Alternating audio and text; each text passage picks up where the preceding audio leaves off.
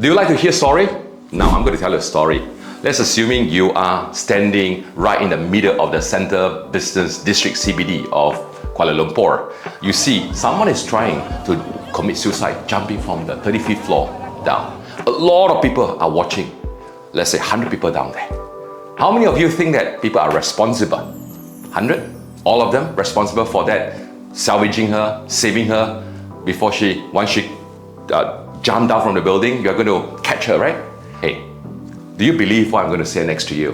Out of the 100, no one is going to help her, simply because it is a shared responsibility. It's a shared commitment. When you have everyone shared commitment, shared responsibility, that's equal to no responsibility, no result, no commitment, no initiative. Because everyone would be expecting you to work on it, I to work on it, he to work on it, she to work on it.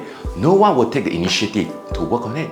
And that resulted in she jumped and bye-bye, she dies. Imagine this. How this happened in your company? I'm going to tell another story.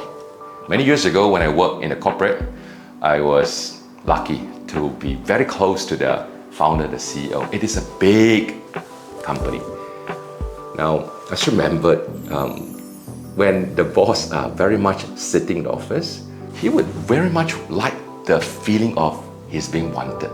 He would wanted to feel that everyone needs his approval. Now, once you are inside the office, once the boss is inside the office, he wants every single detailed decisions to be made by him. So I still remember that I see that a lot of executives, from a manager to the directors, queuing one by one in front of his office.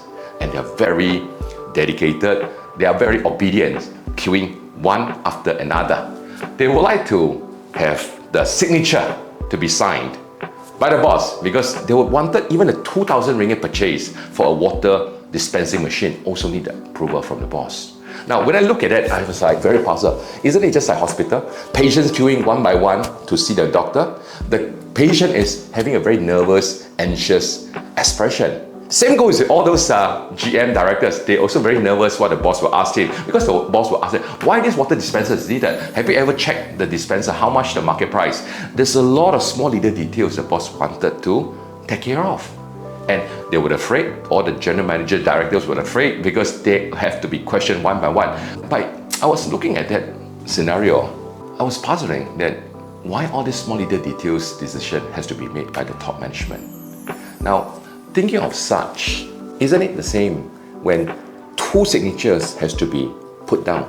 Think of it, when the boss needs to put down the signature to approve the purchase order, that is a commitment by the boss. And of course, you pen down on that. When the dispenser is actually not up to mark, whose fault is that? Your fault or the boss' fault? When the dispenser is actually not up to the expectation, then people will say, boss, you also sign on it, right? You also take the responsibility, right? So isn't it very funny for us to ponder? When the boss, everything he wants to make a decision on his own, he also need to put a signature down on a piece of 2,000 ringgit purchase order. Isn't it the decision making has been delayed? Isn't it everyone shared the set responsibility?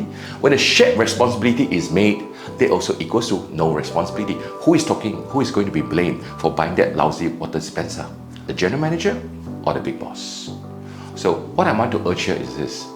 Everyone needs to have their own decision. Everyone is responsible for their own decision. Everyone is also responsible for the result. When it's a shared responsibility, shared result, as equals to there is no result.